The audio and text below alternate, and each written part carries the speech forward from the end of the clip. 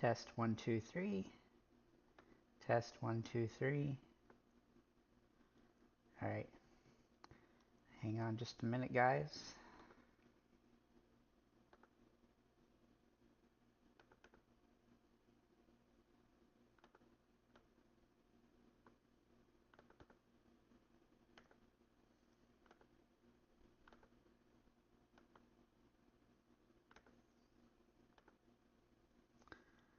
Is this working?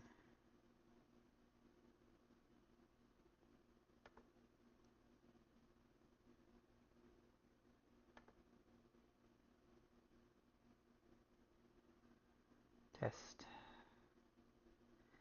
So Patrick, can you hear me okay?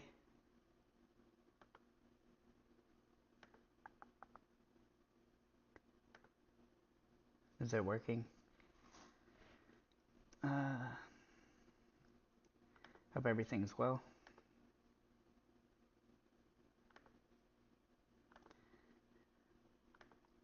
For some reason it won't like pop up on my YouTube, so I can get to the chat here. Why is it doing that? Cool. Alright. Alright, everybody. So, let's see. This should be a pretty interesting two-game Major League Baseball slate. We do feature just two games of four teams here. We are going to need some value on this because the one pitcher is extremely expensive, and then we have other options that are pretty expensive as well at all the positions. With that said, these two games feature relatively low scoring. Neither one of them are super high for this particular slate. The pitching here is going to be pretty good. Obviously, these teams are having their first game, so they're going to be wheeling out their best pitchers for the most part. With that said, we do have Spencer Strider on the mound for Atlanta. And when it comes to daily fantasy sports for pitching, we want strikeouts. And nobody's really going to have more strikeout upside than Strider. Obviously, his price is extremely expensive. So the way I'm looking at this is you're either going to want to put Strider and Peralta together, or you're going to want to go with Wheeler and Peralta as your top pitchers. And that really just depends on how much value you want to find in the bottom of the lineup here. But as for the the pitchers themselves, those three are going to be pretty high owned, with Quintana being kind of the contrarian option against Milwaukee, with him being the pretty much the weakest pitcher on the slate. Doesn't have a ton of upside or a bunch of it doesn't have a lot of strikeout upside either, and he definitely is the lowest when it comes to chances of getting the win, and probably won't go as many innings as some of the others. Though he does have some good quality start potential here. I just don't think he's going to be in line for a fantasy perspective to be a great play on the slate. But he is, very, contrarian is definitely in the cards here. So it just depends on how you want to go with your lineup. If you want to just stack up a bunch of expensive players, then you definitely would want to do that. But I don't think that's necessary on the slate because we do have a decent amount of value. Now, one thing we are going to notice about this slate here is that there's a lot of guys. There's only a handful, two or three guys in several of these positions because the positioning on DraftKings is out of whack for where they're going to be playing today. So that is going to play into how we roster guys today. Because, for instance, here at second base and third base, there's only three players to choose from in each position. Whereas at first base there's four. At shortstop we actually have five. In outfield we have a ton. Catcher also has five. So obviously the DHs are going to help that. But overall, if we look at catchers now, we are going to find some interesting potential here with uh, with uh, William Contreras for Milwaukee, as he's pretty good price here. He's also got the best matchup. He's going to be highly owned, but he also has the best hitting potential, also the best home run potential on the slate. I think he's going to be a viable option to be a really good catcher, especially at the price point. There's not a lot of variance in price between all the catchers, so he's definitely going to be the most popular one.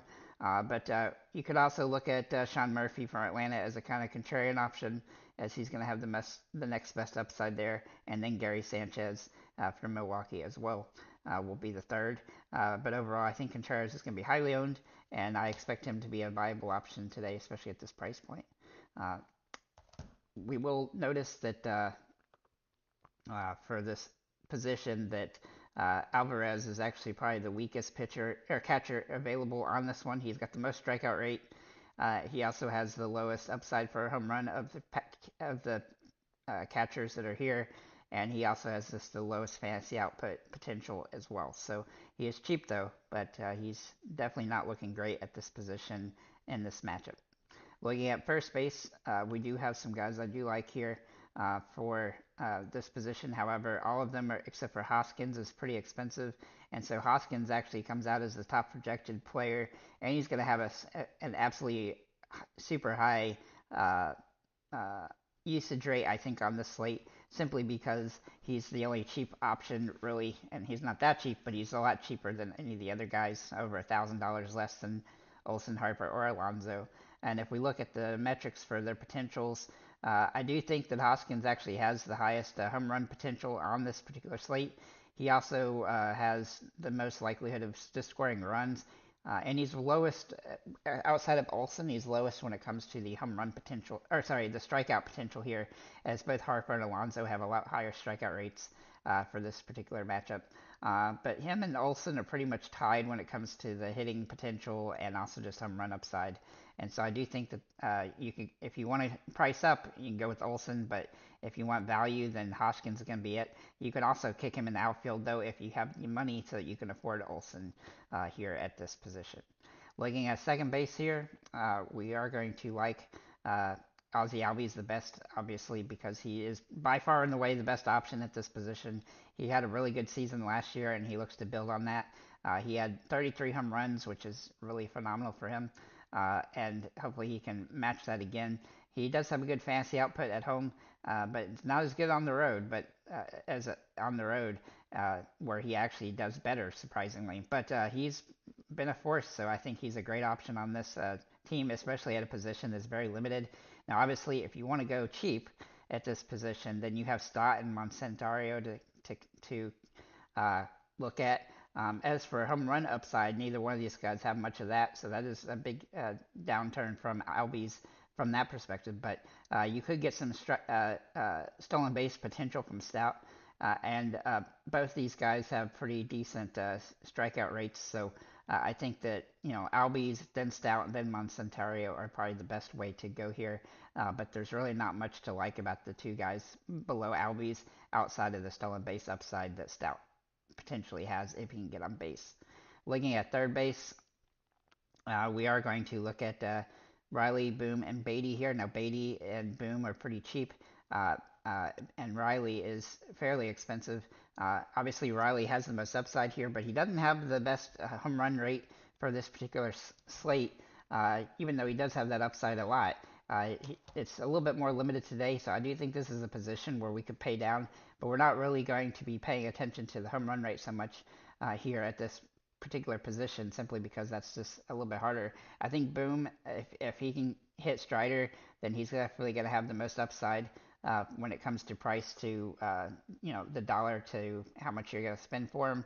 But I do think that Beatty also is going to be in play. I think all three of these guys are going to be kind of have similar like usage rates today, so it's gonna be hard to like make yourself look different. But I think the best option is to probably go cheap here with either Beatty or Boom, and then if you want to be contrarian, go with Riley. It's just especially if you're gonna stack up Atlanta, he's probably the weakest option on Atlanta at this point, and so he's probably the one that I'm gonna avoid from with only three options here, and against Strider, and then a good matchup against Peralta. I think that Beatty and Boom have the best upside on this particular position. Looking at our shortstops, we do like a couple guys here. Now, the shortstop is pretty expensive here with Trey Turner, but I do think that Lindor is going to be the top option here.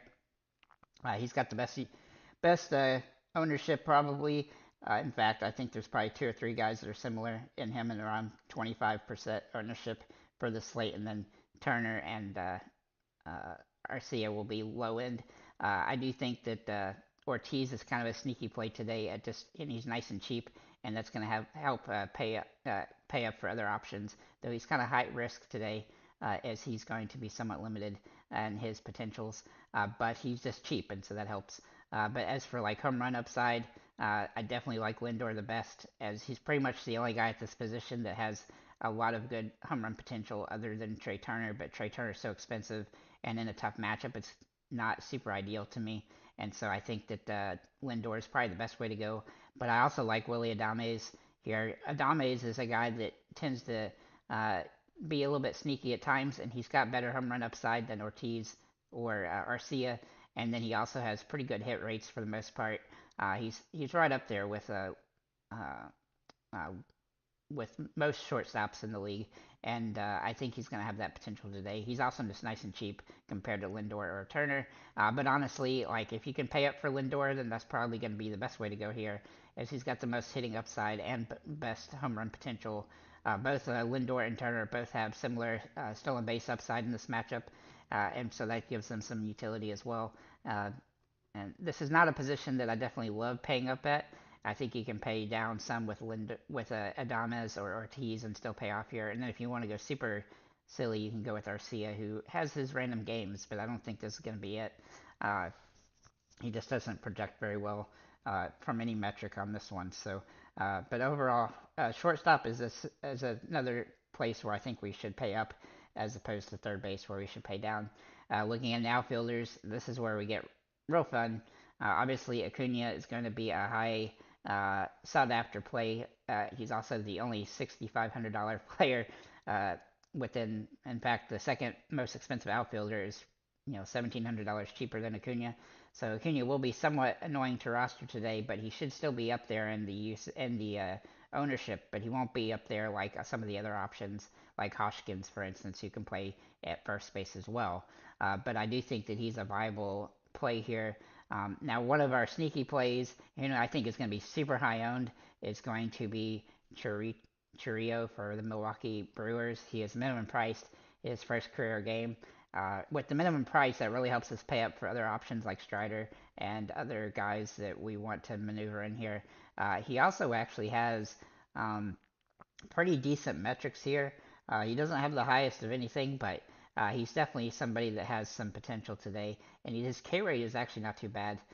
His potential K rate, at least, is not too bad. And his potential to get a hit is pretty good for this slate. It's in the top 5 players for the entire outfield. So he's definitely somebody I think that he's going to make it super easy or super helpful to get other super expensive players in. And so he's a great option on the slate. Obviously, we already talked about Hoskins at first base, so he's a good play at outfield as well. But if we want home run upside, then Kyle Schwarber is going to have some utility here for Philly. Though this is a high risk situation against Strider. Why is DraftKings? Okay, there you go. He's definitely going to have some potential here to pay off and be a solid option, but he does have a super high strikeout rate, and so we do have to be reminded of that because he might strike out 3 times as well. If and he's not very good at drawing walks too much. I mean, he does his moments, but not in this particular situation. It doesn't look like. But as for the stolen base upside, Acuna obviously has that. Starling Marte and Rojas are also there from that perspective. And just generally speaking, if I look at who I think are going to score the most fantasy points, Hoskins, Acuna, Marte, Nemo, and Schwarber all have the best upside, with Chourio and Azuna and McNeil and Yelich all having some decent potential as well.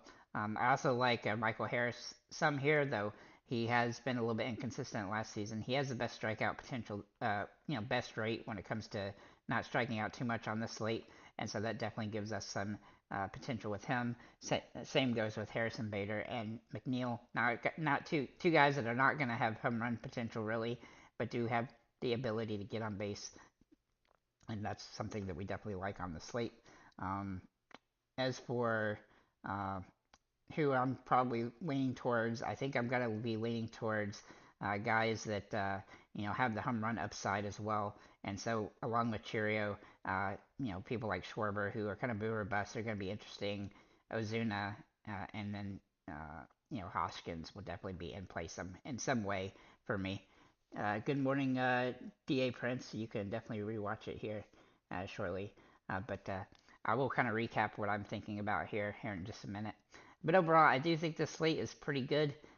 We do have some good options throughout at each position. Again, it's a little bit limited in some of them, but I think for the most part, my favorite plays are going to be Churio and Hoskins here for the Milwaukee Brewers. I think they have the most upside on the slate, and that's going to give them some potential. But if looking at catcher, I'll just add this Contreras in there as well. I think a Milwaukee with an Atlanta stack is probably the best case scenario at this point, and then kind of contrarian wise would be to stack up the Mets and the Philadelphia Phillies. But overall, I think Milwaukee is probably one of the safer plays because they're a little bit cheaper than some of the other options, and they have some good they have a lot of upside. So, uh, especially in a good matchup and a tough, when it comes to the pitchers being somewhat limited here, we only have 4 options. I think Quintana is probably the weakest one. So, or sorry, yeah, Quintana is probably the weakest one. So, this is definitely the way I'm going, leaning at least at this point. This is going to be my cores here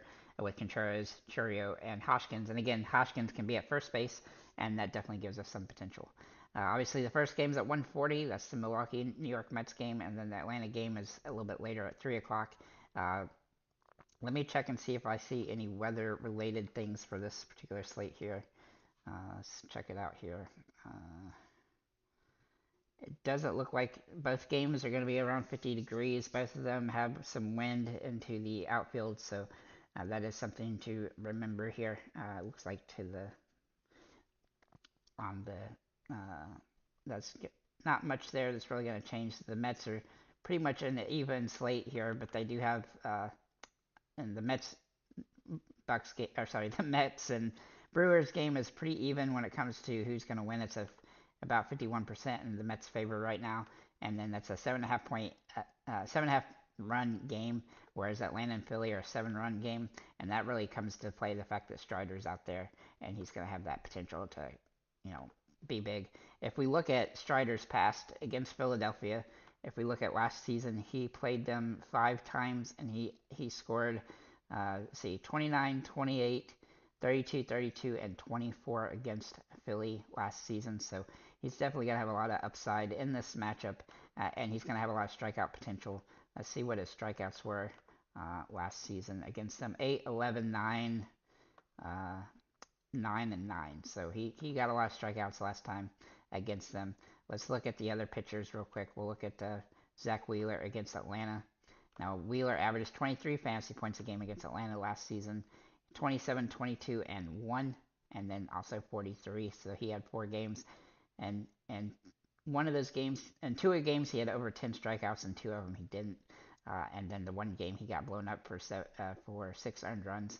So that would be a little bit concerned. I do think Atlanta's a decent play on the slate, but this game could be lower scoring than we think.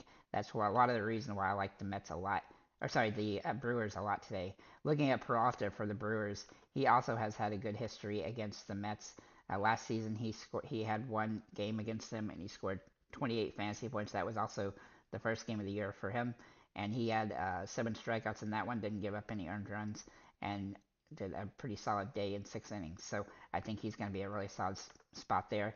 If we look at Quintana, he did not pitch against the Brewers last season, and if we look at the games he did pitch in general, he only had 1 game on the entire season that he went over 20 fantasy points. He had 3 wins, but he gave up a couple earned runs at least on almost every game, and he only had 1 game that he had more than 6 strikeouts, and that was against the Phillies, who do strike out a lot. So that doesn't give me a lot to like here. He did have quite a few quality starts, but he seems pretty avoidable from that perspective. Whereas, Peralta, he had a lot of games where he got wins, and he had a lot of games that he scored over 20 fantasy points, and he also had quite a few quality starts as well. So I do think that this is going to be a slate where you got to pick between Strider and Wheeler, as I think a Peralta will be the top option from that perspective. But you could definitely go with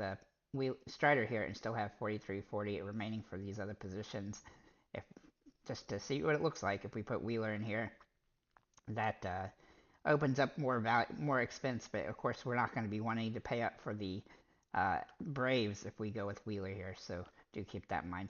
One strategy I have actually employed in the past when there's 2-game slates like this is I will make lineups with each pitching options. So for instance, you can go Peralta, Strider, this one, then and another lineup we'll make with a Peralta and Wheeler, and then another one with Peralta and Quintana, and then do another lineup with Strider and Wheeler, and then Strider and Quintana, and then Wheeler and Quintana.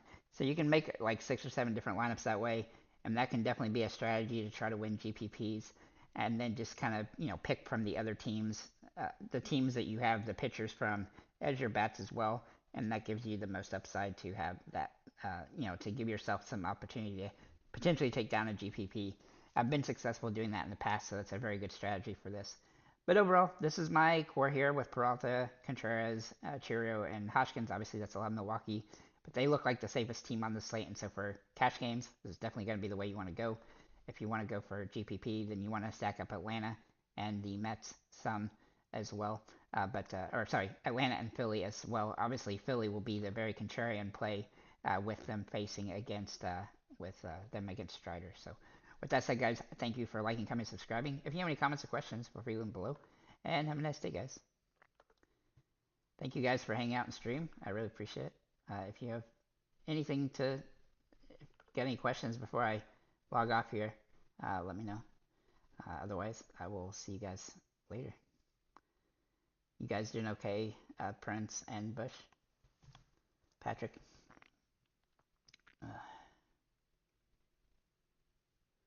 Seems like this is going to be an interesting slate. I don't think that it'll be too difficult to make good lineups here, but it's really going to come down to the pitching. And we have some nice values, so that helps.